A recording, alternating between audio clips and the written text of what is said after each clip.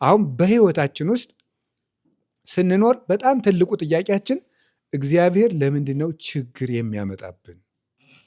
አንዳንዱን እንዳይወድቅ ለመጠበቅ መከራ ይሰጠዋል። አንዳንዱን ደግሞ ጸጋውን እንዳያጣ እንዳይታበይ ጸጋ ይሰጠዋል። አንዳንዱን ስለታበየ ደዌ ይሰጠዋል። ችግሮቻችንን ወዴት ይዘን እንሂድ ነው? ወደ እግዚአብሔር። ወደ እግዚአብሔር ይዘን ስንሄድ ምን እናማክር ነው ያልኳችሁ? መምህራንንና ካህናትን እናማክራለን። አንድ ችግር ሲገጥመን መጀመሪያ ምን እናድርግ ነው ያልኳችሁ?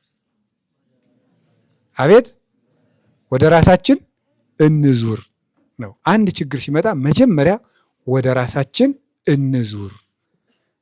በቃ ይሄ ችግር የመጣው እግዚአብሔር የሆነ ስህተቴን ሊያስተካክለኝ ነው ብለን ወደ ውስጥ እንመልከት። እነዚህ 5 ምክንያቶች እግዚአብሔር በአባትነቱ እንክብካቤ ችግር ወደኛ እንዲመጣ ያደርጋል ማለት ነው። ችግር ቀድሞም ሆነ ዛሬ የሚመጣው በሕግ መተላለፍ ነው። ችግር የሚመጣው እኛን ለማረም። ችግር ወይ እኛ ሕግ ተላልፈን ይመጣል ወይም ደግሞ ሕግ የተላለፉ ሰዎች በእኛ ላይ ያመጡታል። ከዚህ ውጭ አይመጣም። ወይም እኛ ሕግ ስንተላለፍ ችግር ይመጣል፣ ወይም ደግሞ እኛ ሕግ እንዳንተላለፍ ለጥበቃ ችግር ይመጣል። 2ኛ ቆሮንቶስ ምዕራፍ 12 ላይ ቅዱስ ጳውሎስ ወተሁበኒ መላከ ሰይጣን ዘይደጉፀኒ ወዘይኰርዐኒ ርእሴ ከመ ኢይትአበይ ይላል። ራሴን የሚቀጠቅጠኝ ጎኔን የሚወጋኝ የሰይጣን መልእክተኛ የሆነ ደዌ ተሰጠኝ፣ ይህም በተሰጠኝ ጸጋ እንዳልታበይ ነው ይላል። ስለዚህ እግዚአብሔር ምን ያደርጋል መሰላችሁ? አንደኛ ችግሮቻችንን ለማስተካከል በሕግ መተላለፍ ያመጣነውን ኃጢአት ለማንጻት እግዚአብሔር በእኛ ላይ ችግር ያመጣል። ዳዊቱን ከኃጢአቱ ለማንጻት ስደት እንዳመጣበት፣ መጻጉዕን ለማንጻት ደዌ እንዳመጣበት፣ ሕዝቅያስን ለማንጻት ምን እንዳመጣበት? ሕዝቅያስን ለማንጻት ጦርነት እንዳመጣበት፣ ኢሳይያስን ደግሞ ወደ እሱ ለማቅረብ ለምጽ እንዳነጻበት። ስለዚህ መከራዎች የሚመጡት አንደኛ እኛን ለማንጻት ነው። ሁለተኛ ደግሞ ችግሮች ወደኛ የሚመጡት እኛን ለመጠበቅ ነው። ለምሳሌ ለቅዱስ ጢሞቴዎስ ደዌ ተሰጥቶት ነበረ። ምክንያቱም ወጣት ጳጳስ ስለነበረ እንዳይፈተን እግዚአብሔር ደዌ ሰጥቶታል። ስለዚህ ቅዱስ ጳውሎስ ኢትስታይ ማየራቆ አላ ተወስዳ ጠወይን በይንተ ሕማመ ከብድከ ወበይንተ ደዌከ ዘዘልፍ፣ ስለ ሆድህ በሽታ ጥቂት ወይን ጠጣ፣ ውሃ ብቻ አትጠጣ ብሎ ያዘዘው ይሄ ውርዝውናውን ለመጠበቅ የተሰጠው ደዌ ስለነበረ ነው። ወይም ስለ ገድሉ ጽናት፣ ሁልጊዜ ስለ ገድሉ ጽናት ደዌ ይሰጠዋል፣ እንዲጠበቅ ነው። አንዳንዱን እንዳይወድቅ ለመጠበቅ መከራ ይሰጠዋል። አንዳንዱን ደግሞ ጸጋውን እንዳያጣ እንዳይታበይ ጸጋ ይሰጠዋል። አንዳንዱን ስለታበየ ደዌ ይሰጠዋል። ስለታበየ ደዌ ይሰጠዋል። ስለዚህ ችግሮች የሚመጡት ለዚያ ነው። የሚያስፈራሩ ሰዎች፣ የሚያስቸግሩ ሰዎች ጭምር የሚላኩት እግዚአብሔር ሰዎችን ለመፈወስና ለመጠገን የሚልካቸው ናቸው እና ችግር ያለኛ አይመጣም። እግዚአብሔር ግን ክፉ ነገርን አይፈጥርም። በያዕቆብ መልእክትም ላይ ሲናገር እስመ ኢያሜክር እግዚአብሔር በእኩይ፣ እግዚአብሔር ሰውን በክፉ አይፈትንም፣ ሰው በገዛ ፈቃዱ ይፈተናል እንጂ ይላል። ስለዚህ የምናመጣው በእኛው ፈቃድና ሕጸጽ ምክንያት ነው የሚመጣው። አንዳንዱን ደግሞ ስለተሰጠን ጸጋ በእግዚአብሔር ፊት መስክረን የእግዚአብሔርን ፍቅር እንድንገልጽና እንድናሳውቅ መከራ ወደኛ ይላካል። ፍቅራችን እንድንገልጽ የሚያነዋውፁ የመከራ ወጀቦች መጥተው በእነዚያ መካከል ለእግዚአብሔር ያለን ፍቅር ሳይጎድል ቀርቶና ሳናማርር ቀርተን እግዚአብሔርን መውደዳችን እንድንገልጽ ችግሮች ወደኛ ይላካሉ። ስለዚህ ችግር ወደኛ የሚመጣበት ምክንያት በጣም ብዙ አይነት ነው። አዳምን ስለዚህ የተሰጠውን ጸጋ እንዲያውቅ ለማስላት ለማስተካከል ችግሮች ተልከውበታል። ለቅጣትም ይላካል ችግር። ስለዚህ አዳም አዋቂ ነበር፣ እውቀት የሌለው ሆነ። እውቀት ተነሳው፣ ከዚያ በኋላ በአዳም ኃላፊያት መጻያት በህሊናው ይወጡለት ይወርዱለት ሁሉን ያውቅ የነበር አዳም እሱና ልጆቹ ግን እውቀት ከነሱ ተለይቶ በወረቀት ጽፈው የሚያጠኑ የሚደክሙ በትምህርት ቤት የሚገቡ ሊሆኑ የተገባው ከዚህ የተነሳ ነው። ይሄ ችግር መጣ። የእውቀት ችግር መጣ። የደዌ ችግር መጣ። ክፉ ሐሳብ በአዳም ይነዋወጽበት ጀመረ። በጣም ብዙ ችግሮች በአዳም አይምሮ መውጣት መውረድ አበዙ ማለት ነው። ይሄ የመጣው ችግር እግዚአብሔር እሰ ኢገብረ ሞተ አላ ጸውዕወ ረሲያን ወአምሰልዎ አርከ። እግዚአብሔር ሞትን አልፈጠረም፣ ነገር ግን ሕጉን የዘነጉ ሰዎች ጠሩት፣ እነሱም ባልንጀራ አደረጉት እንጂ ብሎ ሰሎሞን በመጽሐፈ ጥበብ ምዕራፍ 2 ላይ እንደነገረን እግዚአብሔር ችግርንና ሞትን ጨምሮ አልፈጠረም። ለችግር ግን እንደሚስማማ አካልን ሰጥቶ ፈጥሮናል። አሁን እንግዲህ ከዚያ የተነሳ ጀምሮ የሰው ልጅ ይቸገራል። ከልብስ ይቸገራል፣ ከምግብ ይቸገራል፣ ሰላም ይቸገራል፣ ጤና ይቸገራል፣ እውቀት ይቸገራል፣ ብዙ ነገር ይቸገራል። በክፉ ሐሳብ ይቸገራል፣ ሀገር ጥሎ ይቸገራል፣ ብቸኝነት ያስቸግረዋል፣ ውጣ ውረድ፣ በጣም ብዙ ነገር የሰው ልጅ ጭንቀት ያስቸግረዋል። ስለዚህ በችግር የምናሳልፍ ሆነናል። ራሳችን እንዘባይሉ ውእቱ አንደየ ርእሶ እንዘ ንጉሥ ውእቱ አቅነየ ርእሶ ይላል አትናቴዎስ በቅዳሴው። አዳም ባለጸጋ ነበር፣ ራሱን ድሃ አደረገ። ንጉሥ ነበር፣ ሊገዛቸው ለተፈጠሩት ፍጥረታት ራሱን አስገዛ ብሎ እንደነገረን ራሳችንን ድሃ አደረግን። በፈቃዳችንም ችግርን ስበን ጎትተን አመጣ ነው። ከዚያ የተነሳ እንግዲህ ችግሮችን እግዚአብሔር ደግሞ ቸር ስለሆነ በአንድም በሌላም መንገድ እኛኑ ለማስተካከል ወደ እኛው ችግሮች እንዲመጡ ያደርጋቸዋል። እንደ ማህበር ይላክብናል፣ እንደ ሀገር ይላክብናል፣ እንደየግላችን ይላክብናል፣ እንደየቤተሰብ ይላክብናል። ስለዚህ ችግር የሚመጣው ቅድም እንዳልኳችሁ ለእግዚአብሔር ያለንን ፍቅር እንድንገልጽ፣ ከኃጢአታችን እንድንነጻ፣ ጸጋችን እንዲጠበቅልን፣ እንዳንወድቅ ደግሞ ለመጠበቅ፣ ከወደቅን ደግሞ ጥሪ ለማድረግ፣ በንስሐ ለመጥራት፣ በእነዚህ 5 ምክንያቶች እግዚአብሔር በአባትነቱ እንክብካቤ ችግር ወደኛ እንዲመጣ ያደርጋል ማለት ነው። ለምሳሌ አንድ ነገር ልንገራችሁ። አባ ጊዮርጊስ ዘጋስጫ ትምህርት እምቢ ባይለው ኑሮ የድንግል ማርያም ፍቅር ይህን ያህል ይጸናለት ነበር? አይጸናለትም። ትምህርት እምቢ ብሎት እመቤታችን በምልጃዋ እውቀት ስትገልጽለት የእመቤታችን ፍቅር በዚያው በስቶለት ቀረ ማለት ነው። ስለዚህ አንዳንድ ጊዜ የምንፈልጋቸውን ነገሮች እግዚአብሔር ያስረዝማቸዋል፣ ጊዜያቸውን ያርቃቸዋል፣ ሳናገኛቸው እንድንቆይ ያደርጋል። አንዳንድ ጊዜ እጃችን ላይ ያለውን ነገር ይወስደዋል። ምክንያቱም ያለን ነገር ወደ እግዚአብሔር ለመቅረብ እንቅፋት የሚሆንብን ከሆነ እሱን ይወስደዋል። ለምሳሌ በዘመድ መከበባችን እግዚአብሔርን እንዳናስታውስ ካደረገን ብቻችን ያደርገናል። ሀብታም መሆናችን ወደ እግዚአብሔር እንዳንቀርብ ካደረገን እግዚአብሔር ሀብቱን ይወስደዋል። ጤነኛ ሆነን እግዚአብሔርን ማስታወስ ካቃተን እግዚአብሔር ጤናችንን ያጎለዋል። እነዚህ ሁሉ እግዚአብሔር እሱ በምህረቱ ፍጥረትን የሚንከባከብባቸው ጥሪዎች ናቸው። ወደ እሱ የሚጠራበት የምህረት ደብዳቤዎቹ ናቸው። እያንዳንዱ ወደ ህይወታችን የሚመጡ ችግሮች በሙሉ ወደ እግዚአብሔር እንድንዞር በጣም ብዙ ነገሮችን እየሞከርን አልሳካ ሲል እነዚህ ሁሉ መጥሪያ ናቸው። እየነገደ የሚከስር፣ እየተማረ የማይገባው፣ እያሰበ የማይሳካለት ሰው ሁሉ ወደ እግዚአብሔር እንዲዞር መጥሪያ ደብዳቤዎች ናቸው። ስለዚህ እግዚአብሔር አምላካችን በባህሪው ምስጉንና ቸር የሆነው እሱ እኛን ለመንከባከብ ችግሮች ያመጣል። ከዚያ የተነሳ የሰው ልጅ በችግር የሚኖር ሆኗል ማለት ነው። አሁን በህይወታችን ውስጥ ስንኖር በጣም ትልቁ ጥያቄያችን እግዚአብሔር ለምንድን ነው ችግር የሚያመጣብን? ለምሳሌ እንዲው መጽሐፍ ቅዱስን ሳንለፋ ቢገልጽልን ምን አለ? እሱኑ እንድናመልከው ነው። ቅዳሴ ቢገልጽልን ምን አለ? ድጓ ቢገልጽልን ምን አለ? አቋቋም ቢገልጽልን ምን አለ? መጽሐፍ ቢገልጽልን፣ ዝማሬ ቢገልጽልን ምን አለ? እንዲው እሱን ለማመስገን አይደል? እንዲው ምን አለ? ሰይጣንን እንዲው ቢያሸንፍልን ምን ጨነቀው? እንዲው ቢያሸንፍ እሱን ብቻ ብናመልከው አይሻለውም? እግዚአብሔር እንዲው ምን ጨነቀው? ዝም ብሎ ቢሰጠንስ ራሱ እንዲው እግዚአብሔር የሆነ ነገር ዝም ብሎ ቢያሟላልን ምን ጸጋን ካለፉበት ያቀሉታል። እግዚአብሔር እንዲገባን ስለሚፈልግ ደግሞ በጣም ደስ የሚለው ግን ምን መሰላችሁ? የሰው ልጅ ምን ያህል ክቡር እንደሆነ ከአምላኩ ጋር መስራቱን እንዲያውቅና ይህን ዓለም እግዚአብሔር ብቻ ሳይሆን የሰው ልጅም የሚያሸንፈው ቀላል መሆኑን ለማመልከት የሰው ልጅ እንደ አምላኩ አሸናፊ መሆኑን ለማመልከት የአሸናፊነትን ጸጋ አብሮ ለማሳተፍ ነው እንጂ እግዚአብሔር እያንዳንዱን ችግሮቻችንን ዝም ብሎ ቢያቀላቸው ይችላል። ስለዚህ በዮሐንስ ወንጌል ምዕራፍ 16 ቁጥር 33 ላይ እንደነገረን እስመ ሀለወክሙ በዓለም ሕማመ ትርከቡ ወሀቤሰ ሰላመ ትርከቡ፣ በዓለም ሳለችሁ መከራ አለባችሁ፣ በእኔ ዘንድ ግን ሰላም ታገኛላችሁ። ወባይቱ ጽንዑ እንከ እስመ አነ ሞይክዎ ለዓለም፣ ግን አይዟችሁ ጽኑ፣ እኔ ይህንን ዓለም ድል ነስቸዋለሁና ይላል።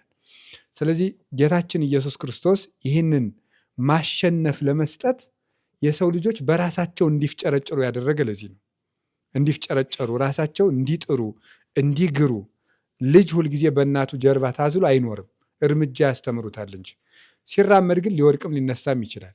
እግዚአብሔር ሁልጊዜ እሱ ሁሉን ነገር አይሰራልንም፣ እኛም ጭምር እንድንሰራ እየወደቅን እየተነሳን እንድንሮጥ እንድንፍጨረጨር ይፈልጋል። ይህ ማለት በአሸናፊነቱ ባህሪ ሱታፌ አምላክን ሲሰጠን ነው እግዚአብሔር ይህንን የሚያደርግበት ምክንያት። ስለዚህ ችግር የሚመጣው ለዚህ ነው። አሁን እንደ ችግር የሚመጣው በዚህ ምክንያት ከሆነ ችግር ሲደርስብን ምንድን ነው ማድረግ ያለብን የሚለውን አንዷን ብቻ ነው ዛሬ የምናየው። የዛሬው ርዕሳችን ችግሮቻችንን ወደ እግዚአብሔር ቤት መውሰድ ነው። ዛሬ የምናየው ወደ እግዚአብሔር ቤት መውሰድ እንጂ ችግር ሲደርስብን እንዲናደርግ የሚል ስለ ችግር መፍትሄ በጣም ብዙ ነገር መማር አይደለም። ግን ችግር ሲደርስብን መጀመሪያ ማድረግ ያለብን ምንድን ነው ሲባል ችግሩን ወደ እግዚአብሔር ቤት ይዞ መሮጥ ነው። ስለዚህ የመጀመሪያው ማድረግ ያለብን ይገባኛል ብሎ መቀበል ነው። ይገባኛል ብሎ መቀበል፣ ይህ ነገር ሊደርስብኝ ይገባል ብሎ ነው። የመፍትሄ መጀመሪያው እሱ ነው። አያችሁ፣ በቀኝ የተሰቀለው ወንበዴ አዳምን ቀድሞ መንግስተ ሰማያት የገባበት ምክንያት በሉቃስ ወንጌል ምዕራፍ 23 ቁጥር 42 ላይ የምናገኘው ታሪኩን አዳምን ቀድሞ ገነት የገባበት አንዱ ምክንያት ምንድን ነው? ንሕነሰ ዘበርቱ ተፈደይነ፣ እኛ በሚገባን ተፈረደብን ነበር ያለ። በኃጢአታችን ተከፈለን። ይህንን ሲያምን ነው የሰማይ ደጅ የተከፈተለት። ጌታም የምሕረት ፊቱን ያዞረለት እኛ በሚገባን የተሰቀል ነው ነበር ያለ። ያኛው ግን በግራ የተሰቀለው ክርስቶስን ነበረ ሐሳብ ይከስ የነበረው። አምላክ ከሆንክ እስቲ አንተ ራስህን አድንና ከዚያም እኛም አይተን እንመንብህ እያለ በክርስቶስ ይመጻደቅ ነበር። መፍትሄ የሚፈልግ ሰው እግዚአብሔር ላይ ጣቱን አይቀስርም። ጌታ ሆይ ምን አድርጌ ነው ለምን እንዲህ አደረክብኝ አይልም። በሚገባ ተፈረደብኝ ነው የሚለው። ሲያንሳይ ነው፣ ይህ ለእኔ ትንሽ ነው፣ እንደ በደሌ ብዛት፣ እንደ ኃጢአቴ ብዛት፣ እንደ ልቡናዬ ጽናትና መደንደን፣ እንደ ስንፍናዬ፣ እንደ ክፋቴ ይሄ ሲያንሳይ ነው ብለን ስንቀበል ያን ጊዜ እግዚአብሔር በምሕረት ዓይኖቹ እኛን መመልከት ይጀምራል። ከዚያ ይህንን ካደረግን በኋላ ምንድን ነው ማድረግ ያለብን? መፍትሄውን ይዘን ወደ እግዚአብሔር መሮጥ ነው። ችግር ሲደርስብን መጀመሪያ ማድረግ ያለብን የችግሩን ምክንያት ራሳችንን ማድረግ ነው። የመጀመሪያው ማለት እኔ ነኝ። እኛ በሚገባ ነው የተከፈለን። ትንቢተ ዳንኤል ምዕራፍ 9:10 ስታነቡ ነቢዩ ዳንኤል ሲጸልይ በሚገባ እንደ ኃጢአታችን ተከፍሎናል ነው የሚለው። ይህንን ሁሉ ያመጣህብን በኃጢአታችን ነው። ስለዚህ እኔ ነኝ ማለት እነ እገሌ እኮ ናቸው፣ እገሌ እኮ እንዲህ ያደረገኝ ከማለት እኔ ነኝ። እግዚአብሔር መቅሰፍት ሲያመጣ ሰው ወደ ሁለት ነገር ነው ፊቱን ማዞር ያለበት። የመጀመሪያ ወደ ራሱ፣ ቀጥሎ ወደ እግዚአብሔር ነው። መጀመሪያ የሰው ልጅ ችግር ሲመጣ መከራ በር ሲያንኳኳ መጀመሪያ ሰው ማዞር ያለበት ፊቱን ወደ ራሱ ነው። ፊቱን ወደ ራሱ ያዞረ ሰው ምን ያደርጋል? እግዚአብሔር ያየብኝ ስህተት ይኖራል። በትንቢተ ኢሳይያስም ላይ ስታነቡ ምዕራፍ 38 ላይ ምንድን ነው ያደረገው? ሕዝቅያስን መከራ በመጣበት ጊዜ ነቢዩ ኢሳይያስ መጥቶ ምንድን ነው ያለው? ስራ ቤተከ እስመ ትመውት ወይትሐዩ፣ ትሞታለህ እንጂ አትድንምና ቤትህን አስተካክል አለው። ይህ ምንድን ነው? መከራ ሲመጣልህ ወደ ራስህ ዙር ማለት ነው። ቤትህ ያለው ሰውነትህ ማለት ነው። ወደ አንተ ዙር ነው። አሁን ዳዊትም ወደ ራሱ ነው የተዘወረ። ኢሳይያስም ሕዝቅያስን ያዘዘው ወደ ራስህ ዙር፣ ቤትህን አስተካክል። ምን የቤት ስራ አለ? ቤትህ ውስጥ ምን ጉድፍ አለ? ይህ ችግር የመጣብህ ቤትህ ስላደፈ ነው፣ ቤትህ ስለጎደፈ ነው። ቤትህ ውስጥ የጎደለ ነገር አለ፣ ያላሰናዳኸው ዕቃ አለ። ቤትህን አስተካክል፣ ወደ ቤትህ ዙር ነው ያለው። ሰሎሞን ምን ይላል? ባልንጀራ በገሰጸህ ጊዜ ወደ ኋላ ተመለስ ይላል። ባልንጀራ በገሰጸህ ጊዜ ወደ ኋላ ተመለስ ማለት አንገትህን ነቅንቀህ እሱን ወደ መቃወም ከምትሄድ ስህተቶችን ወደ ማየት ተመለስ ነው። ስህተቶችን ወደ ማየት ተመለስ። ክፉ ምላስ ራሳችን እንድንመረምር የሚላክ መመርመሪያ ደብዳቤ ነው፣ መጠይቅ ነው፣ እኛን የምንጠይቅበት። ስለዚህ ዳዊትም ወደ ራሱ ዞረ፣ ሕዝቅያስም ወደ ራሱ ዞረ። ቀጥሎ ሰው ወደ ራሱ ይዞርና ንስሐ ገብቶ ማረኝ አላበጀሁም ካለ በኋላ ሰው ችግሩን ወደ እግዚአብሔር ቤት ይዞ መሄድ ነው። አሁን እየነገርኳችሁ ነው። ችግር ሲደርስብን ምን ማድረግ አለብን? መጀመሪያ ወዴት ነው መዞር ያለብን ያልኳችሁ? አቤት ወደ ራሳችን መዞር። ጥርቅም አድርጎ መጀመሪያ የሆነ ችግር እንዲህ እኮ እየታማህ ነው፣ እንደዚህ ደርሶብሃል፣ እንዲህ ልትደረግ ነው ተብሎ ማስፈራሪያዎች ገና ስንሰማ ቶሎ ብለን ኃጢአቶቻችንን ነቅሰን ወደ መጻፍ ነው መሄድ ያለብን። እነዚህን ችግሮች ወደ ማየት ራስን ወደ ማስተካከል መሄድ ነው። ቀጥሎ ወዴት ነው የሚኬደው? ወዴት ነው? ወደ እግዚአብሔር ቤት። ወደ እግዚአብሔር ቤት ስንሄድ ደግሞ ማድረግ ያለብን ምን ይመስላችኋል? 3 ነገር ነው የምናደርገው። አንደኛው በእግዚአብሔር ቤት ላለ ሰው ችግሮቻችንን ማቅረብ ነው፣ ንስሐ መግባት ነው። ቅዱስ ጳውሎስን ጌታችን ኢየሱስ ክርስቶስ ራሱ ተገልጦ ካስተማረው ከጠራው በኋላ ከዛ ምንድን ነው ያለው? ምን ላድርግ ጌታ ሆይ ሲለው ሂድና ሐናንያ የሚባል ሰው ስላንተ ይጸልይልሃል፣ የምታደርገውንም ይነግርሃል ነው። አሁን ቅዱስ ጳውሎስ ጌታን ካነጋገረ በኋላ ነው ወደ ሐናንያ ሂድ ብሎ የላከው። ድነት ህብረታዊ ስለሆነ ነው። ህብረታዊ ነው፣ ትህትናም ነው። ጌታ የዮሐንስ መጥምቅ አምላክ ሆኖ ሳለ ግን ከብሉይ ኪዳኑ ሊቀ ካህናት ልጅ ከዮሐንስ መጥምቅ እጅ በታች ራሱን አስገዝቶ ዝቅ ብሎ እንደተጠመቀ ድህነትም ኦርቶዶክሳዊ ሰው ምን ትልቅ ሰው ቢሆን ከአንድ ሰው ፈቃድ ስር ስለ ክርስቶስ ብሎ ራሱን ያስገዛል። በእውቀት የሚበልጠው ሰው በእውቀት ከሚያንሰው ካህን በታች ይሆናል። በጉልበት የሚበልጠው ሰው ከኮሳሳው ካህን በታች ይሆናል። በሀብት የሚበልጠው ሰው ከድሃው ቄስ በታች ይሆናል። ስለዚህ ያለ መምህራን ትምህርትና ያለ ካህናት ንስሐ ሰጭነት ድህነት በገዛ ፈቃዳችን የምንፈጽመው አይደለም ማለት ነው። ይሄ ለንስሐ፣ ለኃጢአት፣ ለይቅርታ፣ ለቅድስና ብቻ አይደለም። ለምን ጭምር የሚጠቅም ነው? ስጋዊ ችግሮችና መከራዎች፣ ጦርነቶች፣ ረሃብ፣ በሽታ ይሄ ሁሉ በመጣ ቁጥር ወደ እግዚአብሔር መሄድ የመጀመሪያ ምርጫችን ነው። ማማከር ማለት ሳያማክሩ መስራት ተገቢ አይደለም። ስለዚህ የእግዚአብሔር ቤተሰቦች ሁላችንም ብናለቅስ ብንጸልይ ይሰማናል አይሰማል? ይሰማናል። ግን እንዲሰማን የእግዚአብሔር ሰዎችን ማነጋገር ያስፈልጋል። የእግዚአብሔር ሰዎችን ማነጋገር፣ ከዛ ወደ እግዚአብሔር ቤት ነገሩን መውሰድ፣ ወደ መቅደስ ይዞ መግባት። ችግር ሲመጣብን ለሰው ከመንገራችን በፊት ወደ እግዚአብሔር ቤት ነው ዘን መሄድ ያለብን። ወደ እግዚአብሔር ቤት ይዞ መሄድ፣ ድምፅን አጥፍቶ ለአንድ አባት ብቻ ነግሮ ችግርን እየያዙ ቤተ ክርስቲያን መሮጥ። የእግዚአብሔር ቤት ምንድን ነው የሚላት ቅዱስ ዮሐንስ አፈወርቅ ሲናገር? ቤተ ክርስቲያን ሐኪም ቤት እንጂ ፍርድ ቤት አይደለችም ይላል። ስለዚህ ሰው ሁሉ ታክሞ የሚመለስባት በእንተ ምጽዋት የሚለው መጽሐፉ ላይ ሲናገር የእግዚአብሔር ቤት ምንድናት ነው? ሐኪም ቤት ናት። ስለዚህ የዚህ ዓለም ችግር ደግሞ ምንድን ነው? ጌታ ምን የጠራው? ቅድም የሰጠኋችሁ ዮሐንስ 16:33 ላይ እስመ በዓለም ሀለወክሙ ሕማመ ትርከሙ፣ የዚህን ዓለም መከራ ምንድን ያለው? ሕማም ነው። ይህ ዓለም የሕማም ምድር ነው። ምድረ ፋይድ፣ ምድረ ጻይር ነው። ቆላተ ብካይ ነው ብለን በባለፈው ጊዜ እንማማር ትዝ ይለኛል። የልቅሶ ሸለቆ ነው የሚባለው ይህ ዓለም። የልቅሶ ሸለቆ የሚባሉ የማይሞላ ዓለም ስለሆነ ነው። የልቅሶ ሸለቆ ደግሞ የምናለቅስበት ነው። ባለመሙላቱ የሚያስለቅሰን ነው። ሳያስለቅሰን አያልፍም ይህ ዓለም። ስለዚህ በዚህ ባስለቀሰን ጊዜ የልቅሶ ሸለቆ፣ የመከራ ሸለቆ፣ የስቃይ አደባባይ በሆነው በዚህ ዓለም ውስጥ የምንታከምባት ሰው በታመመው ቁጥር ወደ ሐኪሙ እንደሚሮጠው ሰው ድህነት ለማግኘት መጀመሪያ የሚሮጠው ወደ ቤተክርስቲያን ነው። ቤተክርስቲያን የሚሮጥ ሰው አምኖ ከተሰማራ ችግሩን ፈቶ ይመለሳል። ስለዚህ እነዚህን ማድረግ ነው። ይሄንን ካደረገ በኋላ ከተናዘዘ በኋላ ተናዘዘ፣ በእግዚአብሔር ቤት ችግርን ወስዶ መጣል፣ ደብዳቤ ጽፎ ማስቀመጥ፣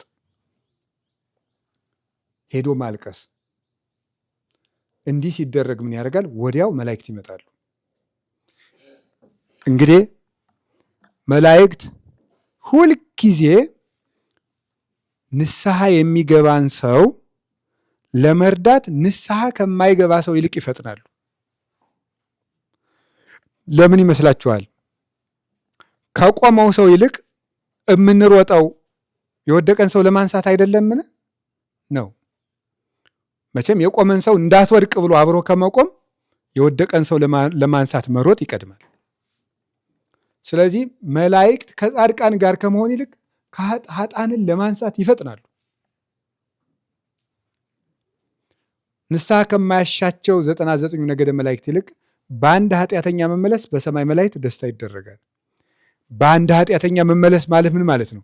ያ ሰው እግዚአብሔርን ማስቸገር የተወ ነው፣ ማሳዘን መበደል ያቆመ ሰው ነው ያ ሰው።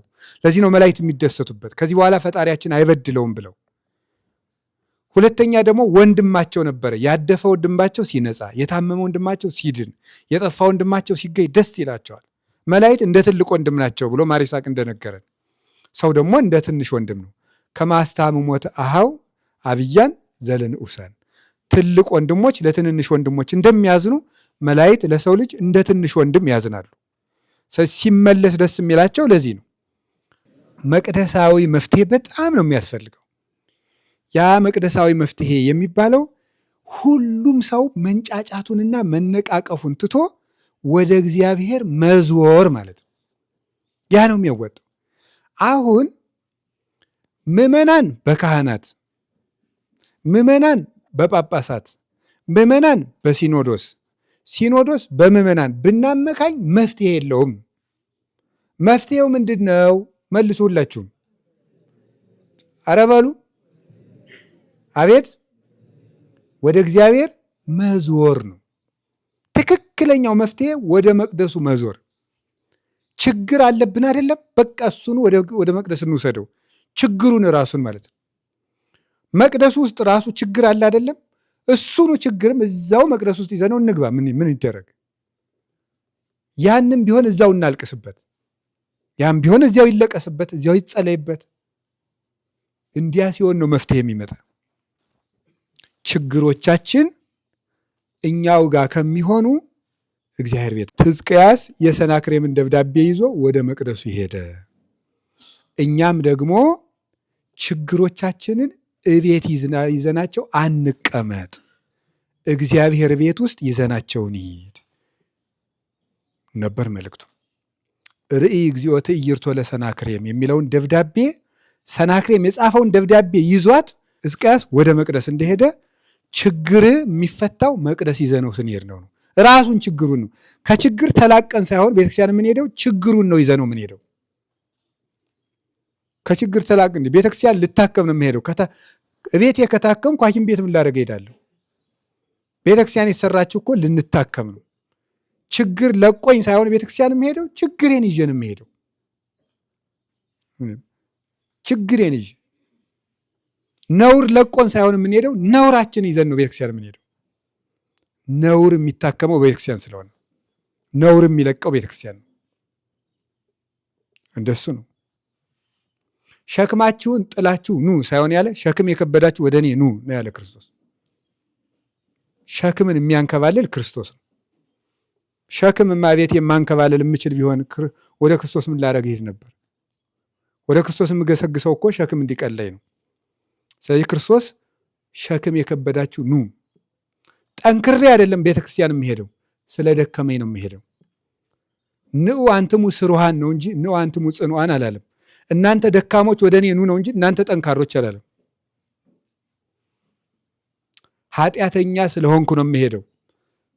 ጻድቅ ሆኜ አይደለም የምሄደው፣ ኃጢአተኛ ስለሆንኩ ነው። እስመ ሕሙማን ያፈቅር ወላቃቤ ሥራይ ወአኮ ጥዑያን። ባለመድኃኒትን የሚሹት ህመምተኞች እንጂ ጤነኞች አይደሉም።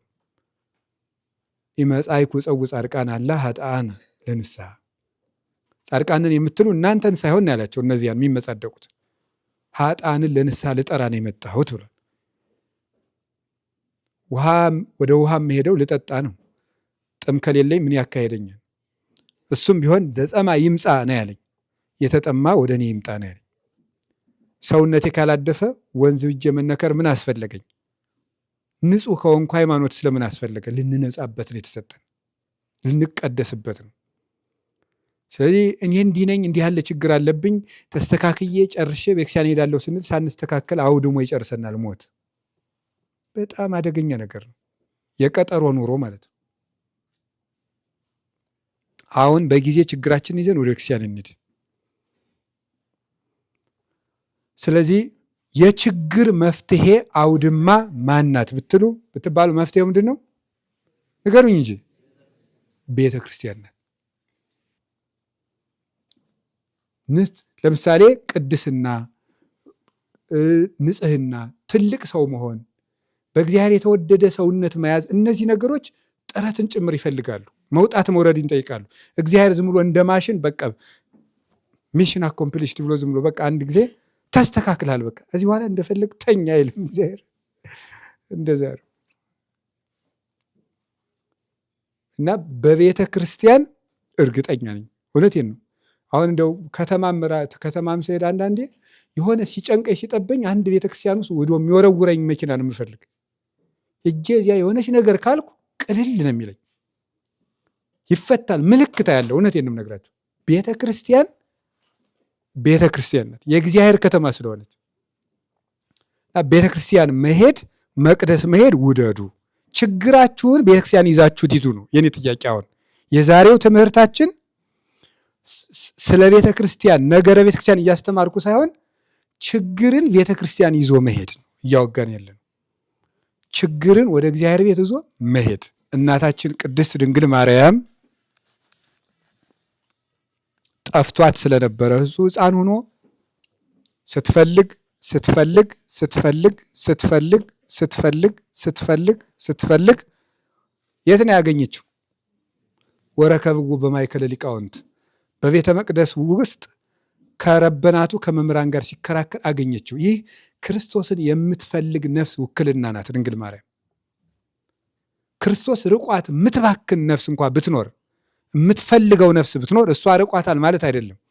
ምንጊዜም እግዚአብሔርን የምትጠማ ነፍስ፣ የምትፈልግ ነፍስ፣ ለእግዚአብሔር ፍቅር የምትሳሳ ነፍስ ናት ድንግል ማርያም ወክላ ያወጣችው። የምታገኘው በቤተ መቅደስ ነው። የነፍስ ችግርም ያለባት አንድ ሰው የነፍስ ችግር የኃጢአት ሕመም ከእግዚአብሔር መለየት ከገጠመው እሱንም የሚያገኘው እዛው መቅደስ ውስጥ ነው። እንደ ድንግል ማርያም ገበያ ለገበያ አልፈለገችውም። ድንግል ማርያም ቀጥ ብላ ሄደችው ወደ ቤተ መቅደስ ነው። ክርስቶስ የሚገኘው በቤቱ ነው፣ በቤቱ ነው። ስለ እግዚአብሔር ቤት መፍትሄ ይገኛል። በቅዱሳን ሐዋርያት ዘመን ተመልከቱ። ግብረ ሐዋርያት ላይ የምታገኙት ምዕራፍ 4 ላይ አንድ ታሪክ አለ። አንድ እጅግ በጣም ሽባ ሰው ነበረ። ይሄ ሽባ ሰው ሁለት ችግር ነው ያለበት። አንደኛው ሽባ ነው። ሁለተኛ ደግሞ ሽባ ከሆነ ሰርቶ አይበላም። የሚበላው ድህነት ችግር አለበት። ከቤተ መቅደሱ ደጃፍ ከምኩራቡ ደጃፍ ላይ ወድቆ ይውል ነበር እና የቤተ መቅደሲቱን ደጃፍ በጣም ደስ ነው የምትለው እና ሰናይ ሆህት ወይም ደግሞ ቢዩቲፉል ጌት ነው የምትባለው። ውቢቱ በር ነው ወይም መልካሙ በር ነው የምትባለው። እሱ የሚቀመጥባት በር። ኋላ ጴጥሮስና ዮሐንስ ሊጸልዩ ወደ በ9 ሰዓት ላይ መጡ። ይህ ሰውዬ ሁል ጊዜ ሳንቲም ፍለጋ እዛች ይቀመጣል። እዛች ተቀምጦ ሲጸልይ ሲለምን ብሩን ይቀበላል። ቅዱስ ጴጥሮስና ቅዱስ ዮሐንስ 9 ሰዓት ምኩራብ ሊጸልዩ ሲሄዱ ቀና ብሎ አያቸው። ሳንቲም ይሰጡኛል ብሎም ተስፋ አደረገ። ከዚያ በኋላ ተመየጥ መንገሌነ እስመ ኩሎ ዘሐሰስከ ንሁበከ አሉት። ወደኛ ፊትህን ዙር፣ ፊትክን ወደኛ ዙር። ጀርባውን ለመቅደስ ሰጥቶ ሳንቲም የሚያይ ወደ ውጭ ዙሮ እኮ ነው ተመየጥ መንገሌነ ያሉት። ወደ ውጭ ዙሮ እንጃ ስለምን እያለ እንደሚለምን ስለ እግዚአብሔር ነው እንጂ ስለ እግዚአብሔር ነው። መቼም የዚያን ጊዜ ስለ ቅዱሳን ምናምን አይልም። ስለ እግዚአብሔር ስለ አምላከ ነቢያት ይል ይሆናል መቼም እንዲያች እያለ ሲለምን ፊትክን ወደኛ ዙር አሉት። በሉ ፊትክን ወደኛ ዙር በሉ። ወደኛ ዙር ፊትክንና የፈለግከውን እንሰጥሃለን ሲሉ ሳንቲም ሊሰጡኝ ነው አለ። ኋላ ቅዱስ ጴጥሮስ ወርቅሰ ወብሩር አልቤየ፣ እኔ ወርቅና ብር የለኝም፣ ወበስሙ ለእግዚእነ ኢየሱስ ክርስቶስ ተንስ ወሁር፣ በጌታዬ በኢየሱስ ክርስቶስ ስም ግን ተነስና ተመላለስ አለው። ሳንቲም የማይሰጥህን የእግዚአብሔር ቤት ትሰጥሃለች አለው። ሳንቲም የማይሰጥህን የዚያን ጊዜ እየዘለለ አመሰገነ ይላል። ይኸውላችሁ ሰዎች ብር ሲሰጡት ይኖራሉ።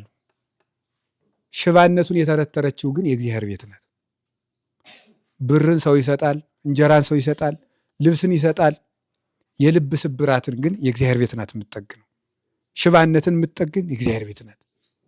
ብቸኛይቱ ምስካየ ሕዙናን የሐዘንተኞች መጠጊያ ቤተክርስቲያን ናት።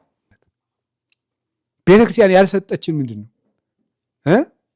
ስጋው ደግሞ የሰጠችን ቤተክርስቲያን፣ መንግስተ ሰማያት የምንገባባት በር ቤተክርስቲያን፣ ከመላእክት ጋር ያዛመደችን ቤተክርስቲያን፣ አመድ የነበርነውን የሥላሴ ልጅ ያደረገችን ቤተክርስቲያን፣ ደም የነበርነው መተን በ40 ቀን በ80 ቀን ተጠምቀን የሥላሴ ልጅ ቤተክርስቲያን።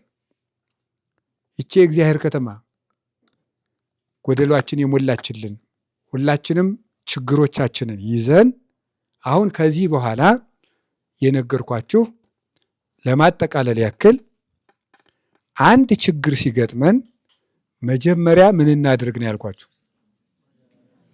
አቤት ወደ ራሳችን እንዙር ነው። አንድ ችግር ሲመጣ መጀመሪያ ወደ ራሳችን እንዙር። በቃ ይሄ ችግር የመጣው እግዚአብሔር የሆነ ስህተቴን ሊያስተካክለኝ ነው ብለን ወደ ውስጥ እንመልከት ነው። ዳዊት መንግስቱን በለቀቀ ጊዜ ከአቤሴሎም ጋር ሳይሆን የተከራከረ ራሱን አቤቱ በቁጣ አትቅሰፈኝ ነው ያለ። ስለዚህ ሰው እንኳን በጠላትነት ቢነሳብን ጠላት ከሆነበት ሰው ጋር ሳይሆን ወደ ራሳችን እንመለስ ነው። ሁለተኛ ችግሮቻችንን ወዴት ይዘን እንዞር ነው? እንሂድ ነው ወደ እግዚአብሔር። ወደ እግዚአብሔር ይዘን ስንሄድ ምን እናማክር ነው ያልኳችሁ? መምህራንንና ካህናትን እናማክራለን። አራተኛስ ሁላችንም ከዛሬ ጀምረን ለግል ችግራችን ሳይሆን ለማን እንጸልይ ነው ያልኳችሁ? አቤት ለቤተ ክርስቲያን። እንደ ሁላችሁም ከዛሬ በኋላ ጌታ ሆይ የቤተ ክርስቲያንን ሰላም አምጣልን፣ ጌታ ሆይ የቤተ ክርስቲያንን ሰላም አምጣልን፣ ጌታ ሆይ የቤተ ክርስቲያንን ሰላም አምጣልን። ይኸውላችሁ ዲያቆኑ ምንድን ነው ያለ? ጸልዩ በማን ያለ? በእንተ ሰላም፣ ስለ ቤተክርስቲያን ሰላም ጸልዩ። ኋላት ደግሞ ቄሱ ሰላም ለኩልክሙ አለ።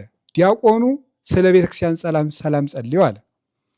መጨረሻ ላይ ሥጋ ወደሙ ተቀብለን አድንኑ አርስቲክሙ ቅድመ እግዚአብሔር አምላክነ በይደ ገብሩ ካህን ከመ ይባርክሙ፣ በአገልጋዩ በካህኑ እጅ ይባርካችሁ ዘንድ ሁላችሁም ራሳችሁን ዝቅ ዝቅ አድርጉ ይላል ዲያቆኑ። እንደዚያ ሲል ምንድን ነው ያለው? ምን ይላል? እግዚኦ አድህን ሕዝበከ ወባርክ ርስተከ ራዮም ዋልሎሙ እስከ ለዓለመ ዓለም ካለ በኋላ ምንድን ነው ያለ?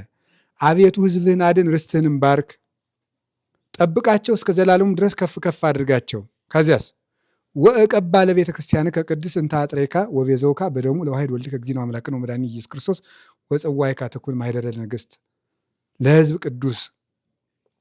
አቤቱ ለነገሥታት ቅዱስ ለሆነ ሕዝብ ማደሪያ፣ ለተመረጠ ወገን ማደሪያ ትሆን ዘንድ የጠራሃት በአንድ ልጅ በጌታችን በመድኃኒታችን በኢየሱስ ክርስቶስ በክቡር ደሙ የዋጅሃት ቅድስት ቤተ ክርስቲያንን ጠብቃት ነው የሚለው። ቅዳሴው የሚያበቃው ቤተ ክርስቲያንን ጠብቃት ብሎ ነው። ቤተ ክርስቲያን ከሌለች ድህነት የለም። ስለዚህ የእግዚአብሔር ቤተሰቦች ችግራችን ሁሉ የሚፈታው በቅድስት ቤተ ክርስቲያን ነው።